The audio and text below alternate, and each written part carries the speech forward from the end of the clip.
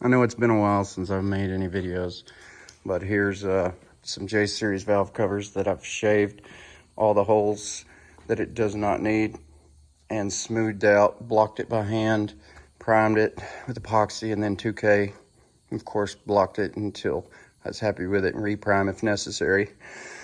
But I'm gonna go ahead and paint these and show you the outcome. Okay, I got my black base coat laid. Now I got my pearl laid on top of that black base coat.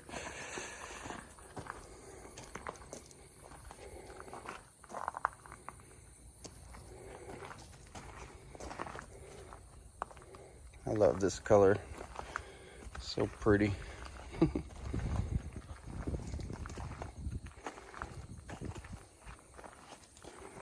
Now all I gotta do is wait to clear it. I'll show you more after I cut and polish them. Even though most people would leave them this slick and shiny, I want them even more so. They'll be as slick as a Harley Davidson when I'm done. Got my manifold I'd built wrapped. Well, painted with epoxy first, then wrapped. And I'm about to show y'all a couple of things I do. I use stainless steel wire that's really tough to tie the ends off. I just twist it, bend it over. I have better luck with these, and I don't have a lot of money. So I'm gonna show you the heat stuff that I put over the top of this and possibly wrap it again. Don't worry about that. That's a clamp, just in case I decide I want to change this. I can cut this fabric right here, tie it off, unbolt that, change it, or go back and do the fabric. Either or. Here's the first coat. The carbon fiber that's added to this material. The whole material is very lightweight. Once it dries, it won't look like this, but if there are any rust spots, I'll just take and nib it off, go over it with like some 220 sandpaper before I do the second coat. And possibly wrap the outside with the heat wrap again. Ooh, a wasp literally just landed on my hand. And just depends on the look I'm going for. Here we are, color sanding. I'm up to 2000 grit right now. I'm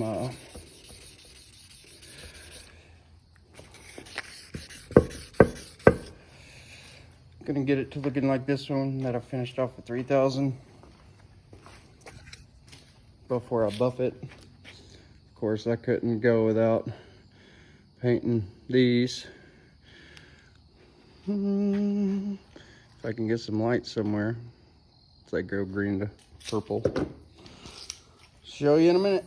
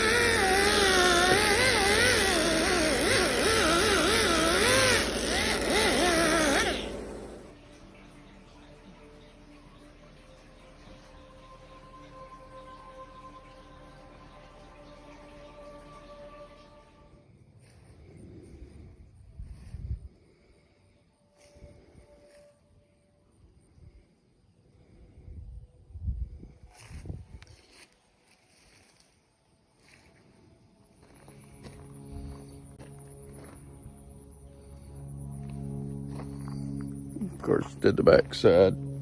So these things tend to rust pretty quick.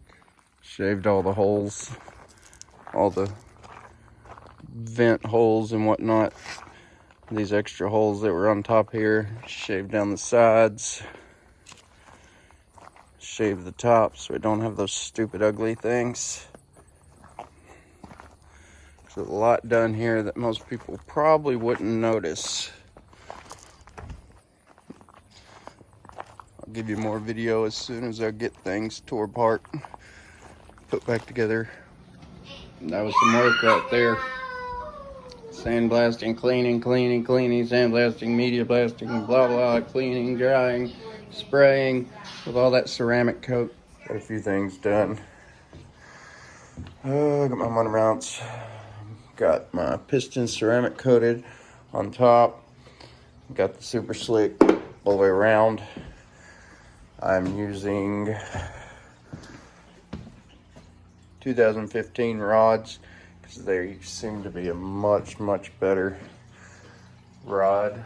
They actually weigh 45 grams each more than what is that out there? Oh, it's my cat. Than the other rods I was using. And 45 grams per rod is a lot of meat. It is a lot of material. So I just had this bad feeling that that was going to be the cause of my engine to blow up and destroy a lot of good parts that I put a lot of effort into. So I found those on eBay for 169 bucks for these 11 to 5 to 1 compression pistons. These are designed for direct port injection, but I will not be using direct port injected heads. So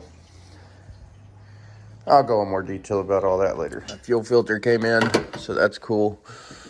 I coated my oil filter housing adapter slash whatever cooler with a ceramic coat, just because. And since I'm gonna be going with VTEC killer cams, I was gonna make a block off plate for this because there's no need for it, but I think I'm just gonna zip tie that on here just because it won't be needed to be plugged in. What am I missing? Got my fuel rails getting ready to go. One thing I don't think I'd showed yet, I'll go in more detail later, is these J35 valves that have the back cuts. They are, oh crap, what was it? Oh, I'll have to reweigh them. But there's a significant weight difference between these and the ones on the J35. And even so, I took a millimeter off to make them 36 millimeter instead of 37. Or vice versa, something like that. Which reduced even more weight. Slowly getting there. Here's the fire plaster. I'm about to put the final wrap and I'll show you what we got here. Is I always go ahead and double wrap everything. I start at the bottom, work my way up to the top so I don't have to use any ties. I work my way back from the top to the bottom, and I actually wrap it around and tie a knot, and that one will come off. It's just holding it temporarily while it dries, and I'll clean it up because this is where it clamps to the other exhaust part that I'll show you.